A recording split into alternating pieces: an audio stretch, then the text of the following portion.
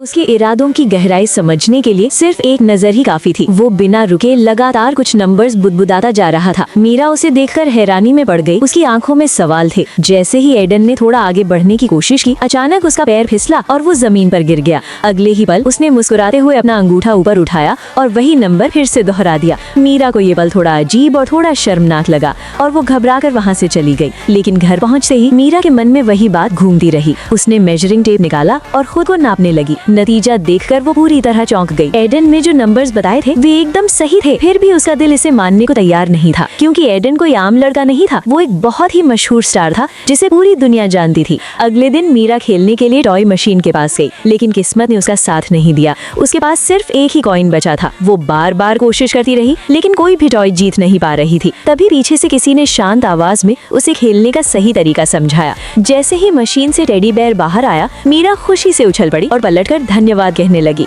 लेकिन पलटते ही उसकी सांस थम गई। वो वही एडन था। एडन कुछ कह पाता उससे पहले ही आसपास मौजूद फैंस ने उसे पहचान लिया। स्थिति को समझते ही मीरा ने तुरंत टेडी बेयर उठाया और उससे एडन का चेहरा ढक दिया। लेकिन तब तक लोग इकट्ठा होने लगे थे। एडन ने बिना कुछ सोचे मीरा का हाथ थामा और दोनों हंसते भागते वहाँ से निकल गए। मीरा इतनी खुश थी कि उसके दिल की धड़कनें तेज हो गई थी। उसे समझ ही नहीं आ रहा था कि वो इस खुशी को कैसे संभाले। तभी एडन ने हल्की सी मुस्कान के साथ अपनी एक अजीब आदत उसके सामने रखी। उसने कहा कि उसे लोगों के साइज और मेजरमेंट्स का अंदाजा लगाना अच्छा लगा है, जैसे कॉस्ट्यूम्स या शूज के लिए। ये सुनकर मीरा को वो आदत अजीब नहीं बल्कि बेहद प्यारी लगी। एडन हैरान रह गया, क्योंकि अब तक लोग इस वजह से उससे दूरी बना लेते थे। उसी पल उसे याद आया कि मूवी शुरू होने वाली है। मीरा ने मुस्कुराते हुए उसे अलविदा कहा, लेकिन जल्दबाजी में दौड़ते वक्त उसकी सैंडल टूट गई। मीरा को लंगड़ाकर चलते देख एडन का दिल और भी नरम पड़ गया। जब मीरा अकेले बैठकर एक पुरानी मूवी देख रही थी और भावनाओं में बहकर रो पड़ी, उसे बिल्कुल अंदाजा नहीं था कि पूरी मूवी के दौरान एडन चुपचाप उसके बगल में बैठा रहा।